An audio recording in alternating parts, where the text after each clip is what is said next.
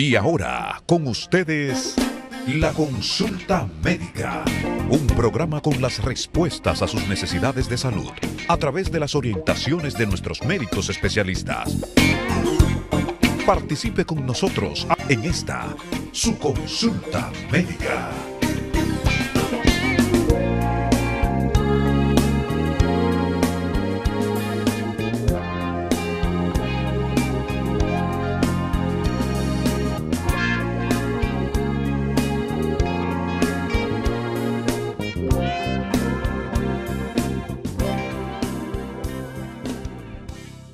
Hola amigos y amigas, qué bueno que están con nosotros en esta consulta médica nueva vez. Yo soy Patricio Peralta, para mí un grato placer poder compartir en cada sábado por esta BTV Canal 32, nuestras plataformas digitales. Y hoy yo quiero compartir un interesante conversatorio realizado muy recientemente por el Círculo de Periodistas de la Salud con el destacadísimo infectólogo e investigador dominicano, el doctor Jesús Félix Iglesias, con el tema las vacunas contra el COVID-19 en República Dominicana. Este conversatorio forma parte de la serie de programas con informaciones importantes sobre las vacunas y el proceso de vacunación que se estará aplicando de acuerdo al plan de vacunación a desarrollarse en nuestro país. En la primera parte de este programa, el doctor Félix Iglesias nos dice qué son las vacunas, de qué están hechas, sus diferentes presentaciones y sobre todo de qué manera se desarrollará en todo el país este proceso de vacunación. Y luego estaremos compartiendo algunas inquietudes que recibimos de parte de los participantes de este conversatorio. Pues de inmediato vamos a compartirle esta bienvenida al doctor Félix Iglesias. Pues de inmediato vamos a dar la bienvenida al doctor Félix Iglesias a esta exposición conversatorio. Bienvenido, doctor, qué bueno que está con nosotros. Adelante con su exposición. En primer lugar, darle las gracias al Círculo de Periodistas de la Salud por haber pensado en mí e invitarme a compartir con ustedes esta conferencia de las vacunas contra el COVID en la República Dominicana. Créanme que para mí es un honor estar con ustedes, porque son ustedes uno de los más responsables en poder orientar a la población a que la única forma de nosotros detener esta pandemia es a través de la vacunación masiva. Se ha dicho, de acuerdo a todos los cálculos que se han hecho, que cuando alrededor del 70% o más de las personas de un país estén vacunadas o hayan estado infectadas, entonces va a dejar de circular el COVID. En ese sentido, le puedo decir que aproximadamente en la República Dominicana solamente ha habido alrededor de un 24% de la población que ha tenido contacto con el COVID, lo que quiere decir que potencialmente podrían estar vacunadas, aunque deberían vacunarse estas personas. Esta es una de las preguntas frecuentes posteriormente, pero lo vamos a hablar desde ahora. Sería bueno que definamos qué son las vacunas. Y podemos decir que son medicamentos biológicos constituidos a partir de microorganismos. Estos pueden ser bacterias o virus, que hasta ahora es lo que se ha desarrollado. En un futuro pudieran haber parásitos u hongos, también para las vacunas, pero en este momento bacterias o virus, que pueden ser virus muertos o virus vivos atenuados, y también productos derivados de ellos, cuya función sea la de generar inmunidad frente a una determinada enfermedad. Generar inmunidad quiere decir generar defensa del organismo ante una enfermedad. Estimulan el sistema inmunológico para que se produzcan anticuerpos, que son lo que actuarán protegiendo frente a futuras infecciones, ya que el sistema inmunológico podrá reconocer el agente infeccioso y lo destruirá. Esto quiere decir, esta definición es sobre qué son las vacunas. Pero los objetivos de la vacunación lo podemos resumir en tres grandes grupos. En primer lugar, proteger la integridad del sistema de salud. En ese sentido, estamos hablando de proteger la infraestructura para la continuidad de los servicios esenciales. Y por lo tanto, la primera línea de vacunación deben ser los trabajadores de salud en todos los niveles de atención. ¿Por qué en todos los niveles de atención y en todos los órdenes? Porque cuando hablamos de salud no podemos hablar de médicos o enfermeras o bienalistas.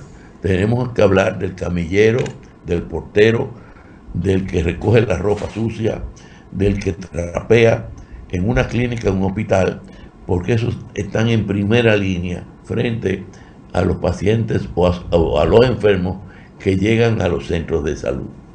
En segundo lugar, pero no menos importante que el primero, es reducir la mortalidad asociada al COVID, protegiendo a la población de mayor riesgo.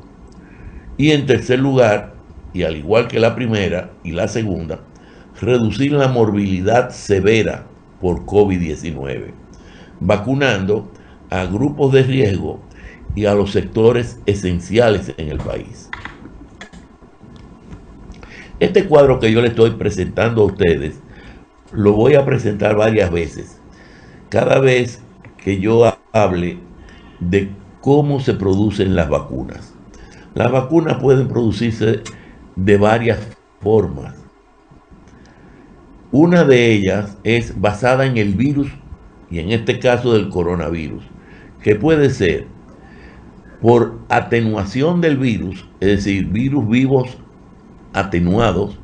Y un ejemplo de esa vacuna de virus vivo atenuado la tenemos en el polio oral, que se le da 2 gotitas a los niños y hemos erradicado la polio paralítica de nuestro país. Y hemos erradicado también el virus salvaje de la poliomielitis. Pero también podemos inactivar el virus, es decir, que el virus esté muerto, y también se producen vacunas de esto. Entonces, la vacuna de virus vivos atenuados, lo que quiere decir es que se aísla el virus que se quiere combatir, en este caso el COVID, se emplean mecanismos para reducir su virulencia. Es decir, la virulencia es la capacidad de infectar y dañar al huésped. ¿Y qué es lo que se hace? Que se pasa repetidamente el virus por diferentes medios de cultivo.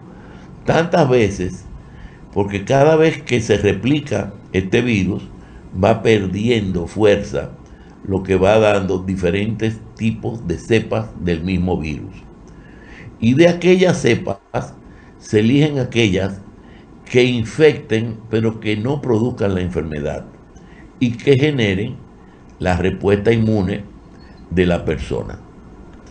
Y como les dije anteriormente, el ejemplo de una vacuna de virus vivos atenuados es la vacuna oral de Sabin, que se aisló de una cepa que pasaban la enfermedad de forma asintomática.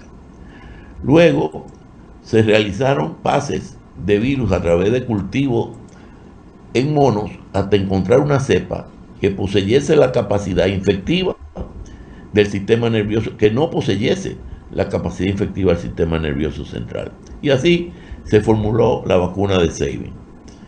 Entonces, estas vacunas de virus vivos atenuados son eficaces, pero están contraindicadas en personas inmunosuprimidas. ¿Qué quiere decir esto? Que la vacuna del sarampión, la vacuna de la paperas, la vacuna de la rubeola, la de polio de virus vivos, no se le pueden aplicar a personas inmunosuprimidas, ya sea porque tengan el virus de la inmunodeficiencia humana o porque tengan inmunosupresión, porque estén siendo tratada por una enfermedad crónica como un cáncer, y también en las mujeres embarazadas, porque no sabemos si un virus vivo atenuado en algún momento pudiera mutar y hacerse virulento. Entonces, dentro de esa basada en virus están la de virus inactivados. La de virus inactivado, se inactiva el virus, pero no es a través de los medios de cultivo, sino empleando métodos físicos o químicos, como es el uso del formaldehído o el uso de calor o de luz ultravioleta para que éste deje infeccioso. El problema de este virus inactivado es que si no se realiza adecuadamente puede causar enfermedad, o si se realiza excesivamente no puede tener la capacidad de generar respuesta inmune. Un ejemplo de esto fue la vacuna de virus inactivados Salk. Recuerden que hubo una competencia en el desarrollo de la vacuna de la poliomielitis. Por un lado estaba el investigador Albert Sabin, pero por otro lado estaba Jonas Salk. Y Jonas Salk trabajó con virus inactivados. Y hubo un lote de vacunas que no fue debidamente inactivado y causó una serie de niños con parálisis paralítica. De ahí fue que entonces se retiró la vacuna de Salk y se utilizó universalmente la vacuna de virus vivos, y entonces ya que prácticamente tenemos el control de la polio a nivel mundial, entonces estamos pasando a la vacuna de virus vivos e inactivados para evitar que, como ya no hay virus salvaje de la poliomielitis, el virus vivo inactivado, el virus vivo atenuado que pasa por el intestino y va a la cloaca, en algún momento se pueda volver virulento.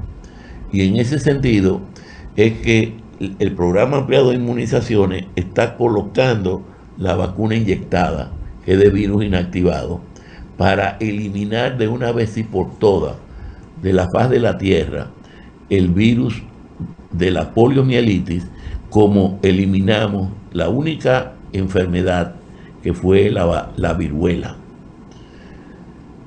Ese es ahora, ¿cuál es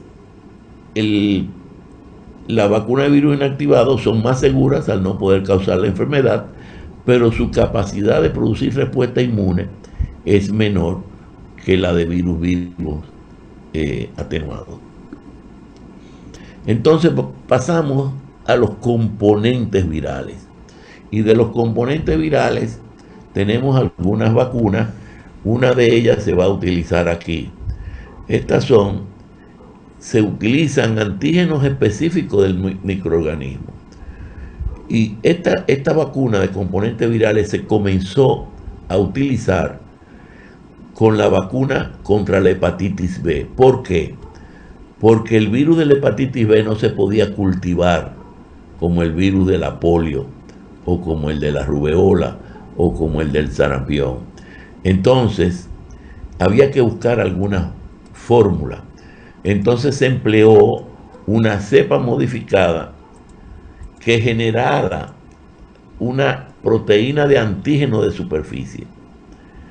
Y así fue que se creó la vacuna hepatitis B y posteriormente la vacuna contra el virus del papiloma humano, que se debe aplicar en nuestro país a todas las niñas a partir de los 9 años hasta los 14 años, que es la época que uno cree que no tienen relaciones sexuales, para protegerla del cáncer del cuello uterino. Las vacunas de subunidades virales permiten que la fabricación de vacunas sea más sencilla, pero la respuesta inmune es menor que con las vacunas de virus enteros, precisando la utilización de adyuvantes. Al ser más sencilla, también son vacunas que su costo de producción es mucho más barata. Y eso lo vamos a ver más adelante. Entonces tenemos las vacunas de ARN mensajero. Esta es una nueva modalidad que se está ensayando por primera vez con esta pandemia del COVID-19, que es utilizando las proteínas S. Se llama S porque esto que ustedes ven, estos palitos que sobresalen del círculo rosado, se llama la proteína Spike, que es una espiga. Y para evitar tener un nombre largo, proteína Spike, que quiere decir proteína de espiga, se le pone proteína S. Entonces, de ese palito, de esa espiga, se sacan los aminoácidos, las proteínas, el componente de la proteína, que son una cadena de aminoácidos. Y esa cadena de aminoácidos se sintetiza, se hace igual que esta, y se introduce en el organismo para que las células presenten su respuesta inmune a ese componente del ARN mensajero. En el núcleo de una célula está el ADN, que es, vamos a llamarle, el disco duro de la memoria genética hereditaria de esa célula. Y al lado de esa DNA está el ARN, que esa memoria genética es la que lo traslada a las células, a otras células. Por eso se llama ARN mensajero. Y hay dos vacunas, la Moderna y la Pfizer, que han utilizado esta nueva modalidad por primera vez en la producción de vacunas. De ahí es que estas dos vacunas sean las más caras de todo el espectro de vacunas que se están produciendo en estos momentos. Debo decirle que actualmente hay más de 200 vacunas en el mundo que están siendo ensayadas para proteger a sus poblaciones. Entonces, la vacuna de ARN mensajero, hay convencionales y autorreplicables. Vamos a hablar de las ARN, o sea, convencionales.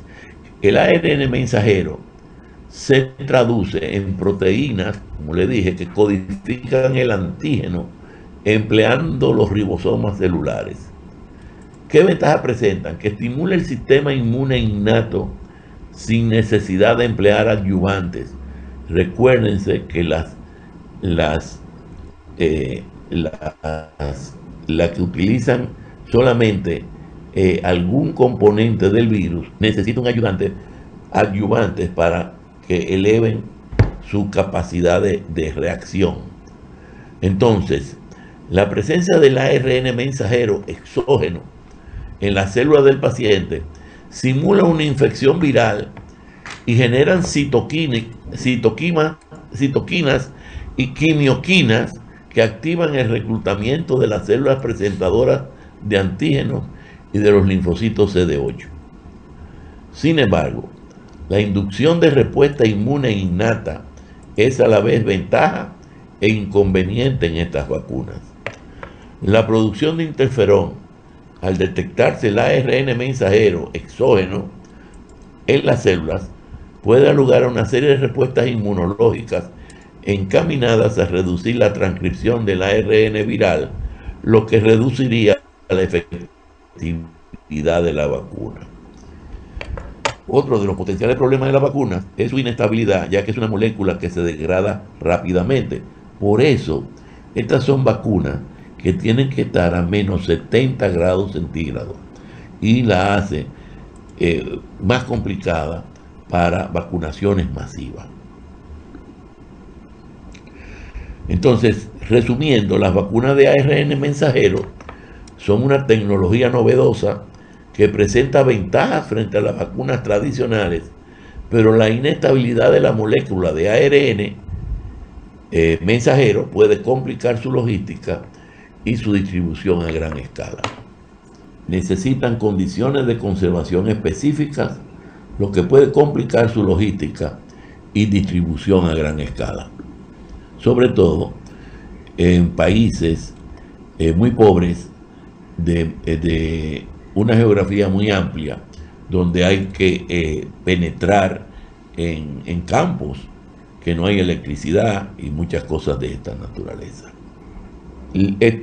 Toda esta información salen de esta revista, y le traje este cuadro para que aquí están las que están aprobadas actualmente y las que los países están jugando con una y con otra. No hay una casa farmacéutica que esté produciendo la totalidad de las vacunas que se han comprometido por contrato a entregar. Ahora mismo en la Unión Europea hay una gran discusión con Pfizer porque no está entregando la cantidad de vacunas que debió entregar. Y también leímos que Pfizer hizo un acuerdo con Sanofi, que es otra industria que produce vacunas, para que Sanofi, con la característica de Pfizer, le produzca vacunas para aumentar la capacidad de producción. Entonces, fíjense ustedes, en la columna de la izquierda, la compañía, en este caso es Pfizer BioNTech, y el país de producción es Alemania. El tipo de vacuna es la novedosa ARN mensajero. Tiene nombres comerciales diferentes de acuerdo a los países.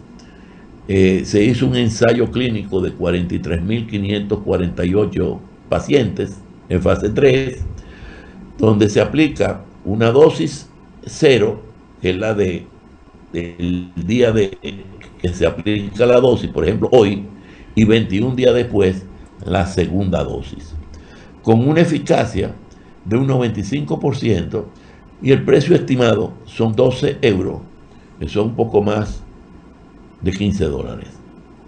Moderna es otra que tiene la misma estructura que Pfizer, producida en Estados Unidos, ARN mensajero. Fue probada en este estudio que estamos presentando en 30.400 pacientes, y se aplica, a diferencia de la de Pfizer, en el día de hoy, que es el día 0, y 4 semanas después. Eso ha ido variando. Ya se dice que tanto la primera como la segunda pueden aplicarse hasta 6 semanas después. Pero lo importante en todas estas vacunas es que la segunda dosis estimula el sistema inmunológico de la persona mucho más elevado que en una sola dosis. Y su eficacia, no hay diferencia estadística porque es un 94.5%, y es un poco más cara todavía que la de Pfizer, unos 15 dólares, que vienen siendo unos 20 dólares norteamericanos. Entonces, el Reino Unido está fabricando la Oxford AstraZeneca, que ha tenido una guerra comercial, porque entre todas estas industrias hay una guerra comercial también. Se viven diciendo quién es la mejor, quién es la peor, y cosas de estas. Esta es de vectores virales, que ya lo repasamos, donde necesita adyuvante, es fácil de producir. Se testó en 13.414 personas, y también se aplica una dosis hoy y 3 semanas después, 28 días, 28 días después se aplica la segunda dosis, con una eficacia de un 70.4%. Pero miren el precio, de 1 a 2 euros. Es decir, cuando estamos hablando de comprar 10 millones de dosis a estos precios y a este precio, la diferencia es mucho. Y en países, bueno, Reino Unido no necesita economizar dinero porque es un país rico. Sin embargo, esa es la que está aplicando. Ya hay alrededor del 10% de la población del Reino Unido que está recibiendo esta vacuna. La otra que es similar a la de AstraZeneca es la Sinovac, que se produce en China y también es exactamente igual que la de AstraZeneca de virus vivos inactivados. Ah, no, perdón.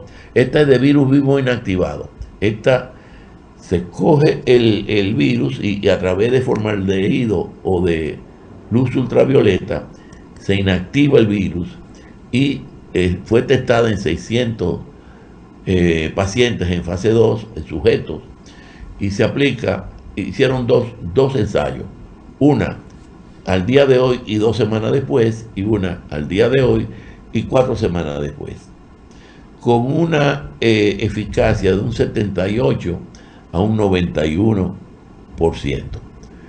pero su precio también se eleva a 10 euros más o menos. La Gamaleya, que es la rusa, es exactamente igual a la de AstraZeneca, de vectores virales. Sí, de vectores virales. Y es la Sputnik 5. Esa se ha ensayado en Brasil, la están aplicando, y en muchos otros países de América del Sur.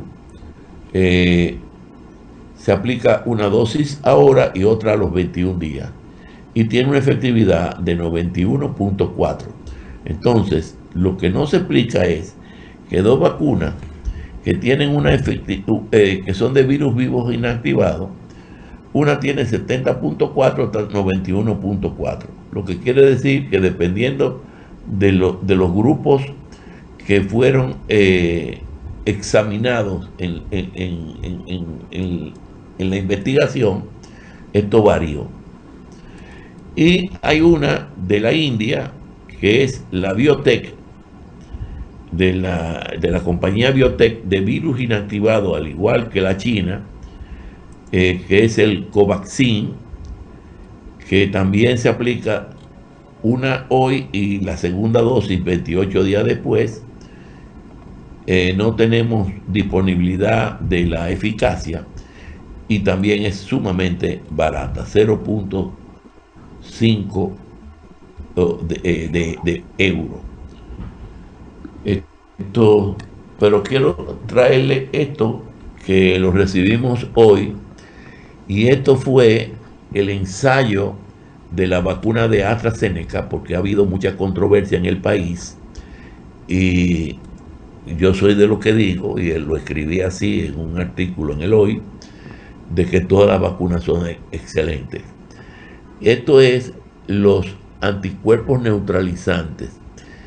Cuando se le aplicó en el día 0 la vacuna y cuando se aplicó en el día 28 la vacuna, el 100% de la segunda dosis tuvieron neutralización, anticuerpos neutralizantes.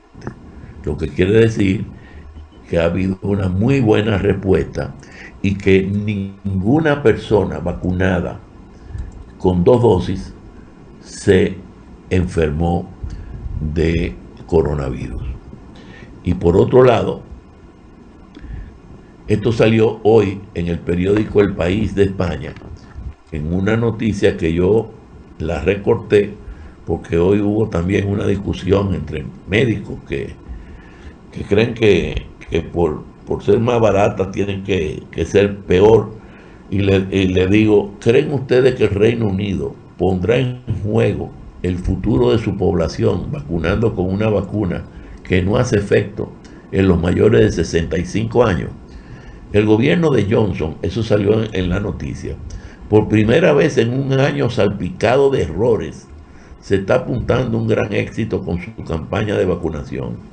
Un 10% de la población adulta ha recibido ya la primera dosis.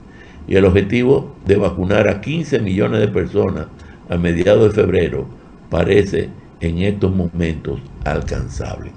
Entonces, no creo, por la lógica, que un país como el Reino Unido va a someter a su población a un invento con una vacuna que verdaderamente no sea eficaz y posteriormente no sea efectiva. Porque eficaz y efectivo en investigación quiere decir diferente. Una vacuna se dice que es eficaz cuando está en un ensayo clínico, que la persona no puede estar enferma, no puede tener comorbilidades, tiene que estar a una temperatura determinada, está muy estricta, pero efectividad es cuando ya sale al mercado, que no se sabe si la enfermera la va a poner inmediatamente, se va a esperar 30 minutos, no se sabe si la persona que va a ser vacunada tiene alguna enfermedad concomitante, es decir, el campo de acción es totalmente diferente. Entonces, el gabinete de salud del gobierno, en la cual yo formo parte hace 3 semanas, y he ido a 3 o 4 reuniones, no más de ahí, ya la viceministra de Salud Colectiva, la doctora Ibelice Acosta, ha hecho todo un estudio claro, no es ella nada más, su equipo, de tener cómo vacunar, pero todavía no se ha aprobado ese programa, eso se va a dar, ese plan, eso se va a dar a conocer, lo va a dar a conocer el presidente del país, conjuntamente con el gabinete de salud, pero las preguntas que se discuten es cómo se va a hacer, a través de los centros de votación, porque los centros de votación, todos los dominicanos tienen en su cédula cuál es su mesa electoral donde vota. Todos los votantes tienen mayor de 18 años. Entonces, una forma fácil de uno ir a su centro de votación. Pero la logística de vacunación es diferente a lo que es unas elecciones de un solo día. Todo eso se está discutiendo. A través de puestos fijos de vacunación, no es recomendable para no confundir el niño sano que se va a vacunar al adulto sano o no sano que se va a vacunar. Es decir, son 2 poblaciones diferentes. Y se dice, bueno, pero también los hospitales pueden servir para el personal de salud. Se va al hospital determinado, sobre todo los primeros hospitales que son de COVID, se va y se vacuna a todo el que está ahí.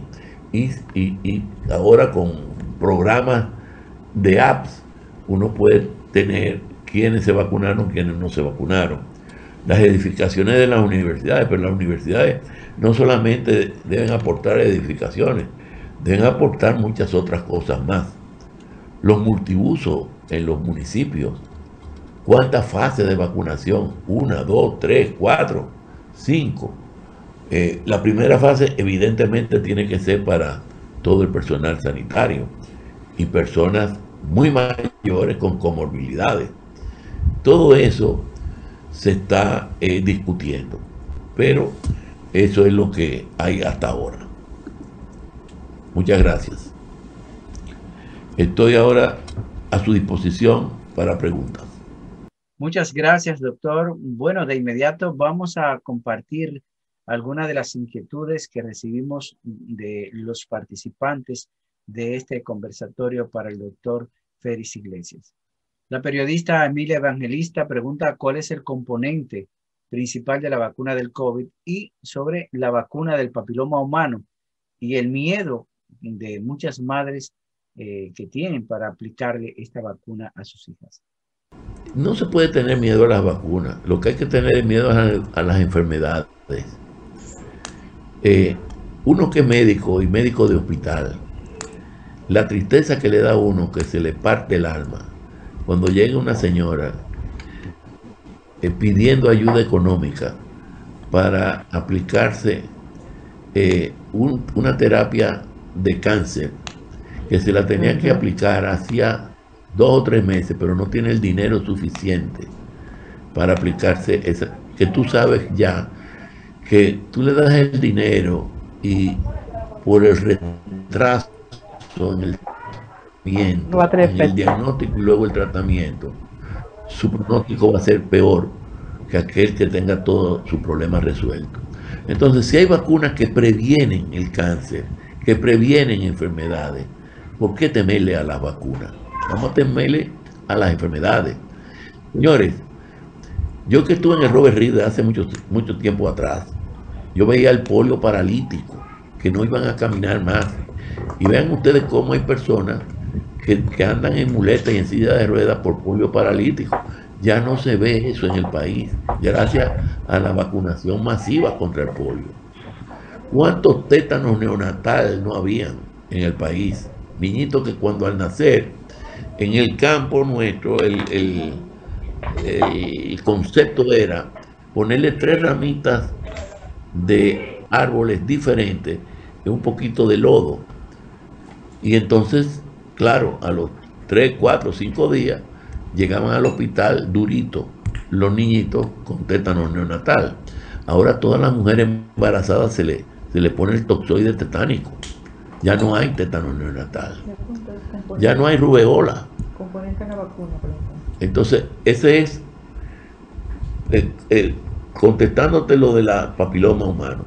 Ahora, el componente de la vacuna, la que se van a traer aquí, hay un contrato firmado de 10 millones de AstraZeneca, 8 millones de Pfizer y 2 millones que va a ser entregada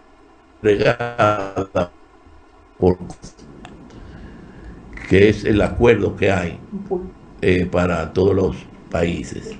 El componente de Pfizer es el RNA mensajero, que son partículas sintéticas de la proteína S que se sintetizaron para que produzca efecto de anticuerpos en el organismo. Y la de AstraZeneca son partículas virales que se unen a un componente, a un ayudante, que normalmente es una proteína, para elevar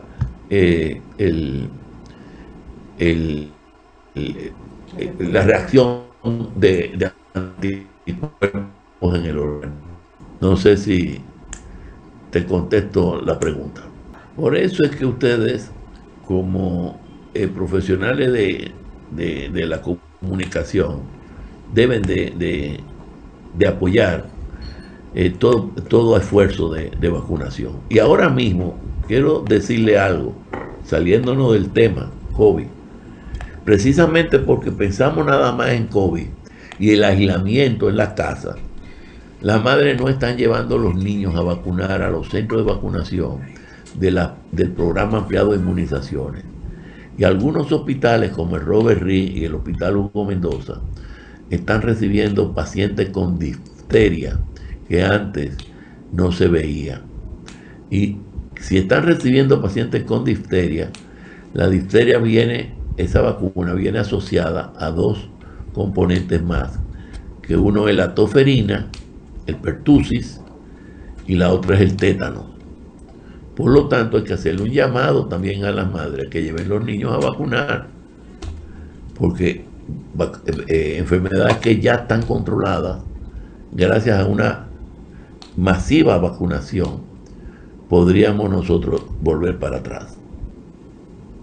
Otro de los participantes nos pregunta si dentro del protocolo de vacunación, los envejecientes y las personas vulnerables con comorbilidad serán priorizadas. La idea es ir de arriba a abajo, a diferencia de las vacunas infantiles, que a un niño se comienza a vacunar desde el momento en que nace, que se le pone BCG contra la tuberculosis y una dosis de hepatitis B.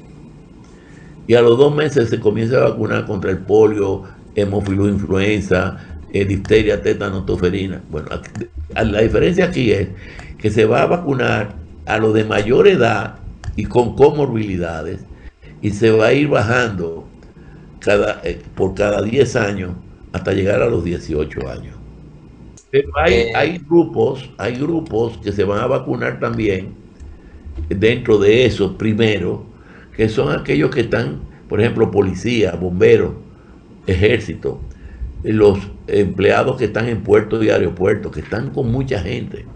Eso también hay que tomarlo en cuenta. Tenemos una pregunta del director del periódico Salud News, el señor Manuel Rodríguez. Él pregunta si todo el mundo califica para ser vacunado contra el COVID-19, doctor. Todo el mundo califica, excepto aquel que haya tenido una reacción grave anafiláctica a la primera dosis, que no tiene por qué morir por una reacción anafiláctica, porque va a haber todo un equipo de emergencia, y eso puede ser uno en cada no sé cuántos miles de dosis, pero esa es la única condición, que no debe vacunarse. Bien, doctor. La periodista Irisneida Cuevas pregunta, ¿qué pasa si hay una diferencia entre la inmunidad que puede generar la vacuna y la inmunidad que genera una persona que haya adquirido el virus? Pregunta también, en términos de costo efectivo, ¿cuál sería el beneficio para el país? Costo efectivo. ¿Usted sabe cuánto cuesta un paciente en cuidados intensivos? 2 millones y más de pesos. Y una vida, la muerte de una persona, no tiene precio. Entonces, ¿cuántas personas han muerto? ¿Cuántas personas han sobrevivido después de una larga estadía en cuidados intensivos? Eso nada más ya con eso te lo explica todo. El no enfermarte, el no perder un día de escuela, el no perder un día de trabajo, eso es costo efectivo. Doctor, preguntan su opinión sobre la cantidad de vacunas que se han solicitado hasta el momento para el país. Yulisa Ureña de CIPESA pregunta si estas vacunas serán suficientes para la demanda de la población y para las 2 dosis. Sí, mira, hasta ahora son 20 millones de dosis que tiene más el país comprometido. Nosotros somos 10 millones de habitantes, ¿verdad? Pero hay que contar en una persona que te llegue a un centro de vacunación, ¿verdad? Somos 10 millones de habitantes con los menores de 18 años, que es alrededor de un 30%. O sea, lo que se ha establecido para vacunar son 7.100.000 dominicanos de 18 años para arriba. Pero aquí hay una cantidad que yo no te puedo decir qué número de venezolanos que han salido de su país, que viven aquí. ¿Y cuántos haitianos hay aquí que han salido de Haití? Entonces yo creo que por ética, por humanidad, una persona que vaya a vacunarse, hay que vacunarla. Entonces, hay vacuna suficiente para vacunar a todo el que la necesite. Lo que sí tenemos nosotros es que los profesores connotados, los deportistas connotados, el presidente, la vicepresidenta del país, el presidente del Senado, el presidente de la Cámara de Diputados, los alcaldes, deben salir en una fotografía o un video vacunándose. Porque el ejemplo lo tenemos que poner nosotros. Que hay mucha gente que tienen mal informada y hay que informarla. Así es, porque no hacemos nada con tener la vacuna y que no nos vacunemos. Va a seguir la pandemia. Así es, doctor. Yo tengo también unas preguntitas que nos están llegando. Una persona nos pregunta si se pueden mezclar y combinar las vacunas para el COVID-19. Bueno, hemos sabido, ¿verdad?, que sobre todo en los últimos tiempos ha habido problemas para el despacho de las vacunas, sobre todo en Europa, ¿no? Esto no podría retardar, por ejemplo, de que una persona también se haya vacunado con una marca y y no aparezca la otra vacuna. O sea, ¿qué se puede hacer? Se está previendo todo esto, ¿no? Sí, pero déjame decirte algo. Las casas productoras de vacunas, así como una guerra comercial entre China y Estados Unidos, o Estados Unidos y China, así mismo también hay una guerra comercial de la más poderosa a la menos poderosa. Y siempre dicen que la de ellos son mejores que la otra. Si las vacunas estimulan el sistema inmunológico y producen defensa, toditas son buenas. Entonces, lo que no hacen ellos es probar la primera dosis con otra dosis con otra vacuna. ¿Y por qué no lo hacen? Porque no les conviene. Porque lo que quieren es que tú utilices tu propia vacuna. Que si te vacunaste con una, te vacunes con la otra. Perfecto, eso está bien. Ahora, esta es una opinión muy particular mía. Si yo me voy a vacunar con una y no hay esa, me vacuno con la otra. Porque me va a estimular mi sistema inmunológico y me lo va a disparar más arriba. Y eso lo hemos visto en la vacuna contra el neumococo, la vacuna conjugada contra el neumococo. Hay dos casas comerciales que producen vacunas conjugadas contra el neumococo. La Pfizer, que tiene la vacuna Neumo 23, Neumo Prevenar 13, y la de GlaxoSmithKline, que es la vacuna 10 valente. Brasil vacuna con la GlaxoSmithKline. Los países alrededor con Pfizer Prevenar 13. Pero se ha visto el caso que hay niños que lo han vacunado con una y con la otra y nunca se han enfermado de enfermedades neumocóxicas. Y una persona se puede... Desde luego, lo ideal sería vacunarse con la misma vacuna. Una persona que ya haya sido afectada con el virus, ¿debe de vacunarse? ¿Tiene que vacunarse? ¿O si está en ese proceso también?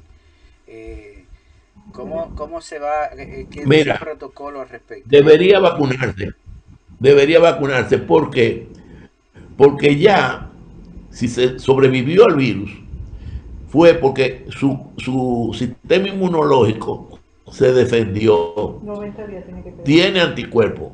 Y si se vacuna, el sistema inmunológico que ya reconoce ese virus se va a disparar más arriba. Bueno, y con esta pregunta concluimos esta transmisión. Doctor, gracias por su tiempo y su disposición siempre para orientar a la población, sobre todo en este tema de las vacunas y el proceso de vacunación que se aplica en el mundo y que se estará aplicando en nuestro país. Bueno, muchas gracias a ustedes por la oportunidad que me dan de poder tener este conversatorio. Y nada, agradecerle y decirle que siempre estoy a las órdenes de ustedes para cualquier otra ocasión. Gracias a usted, doctor. Pues con esta nos despedimos y llegamos a la parte final de este interesante conversatorio con el tema las vacunas contra el COVID-19 en República Dominicana, realizado por el Círculo de Periodistas de la Salud con el destacado infectólogo e investigador dominicano, el doctor Jesús Félix Iglesias. Nosotros con esta nos despedimos, recordándoles que este contenido y todos nuestros programas de la Consulta Médica en Televisión y la Consulta Médica Radio pueden buscarlo en nuestro canal de YouTube con el hashtag y el @ la Consulta Médica en todas nuestras redes sociales. Patricio Peralta estuvo con ustedes. Hasta un próximo programa.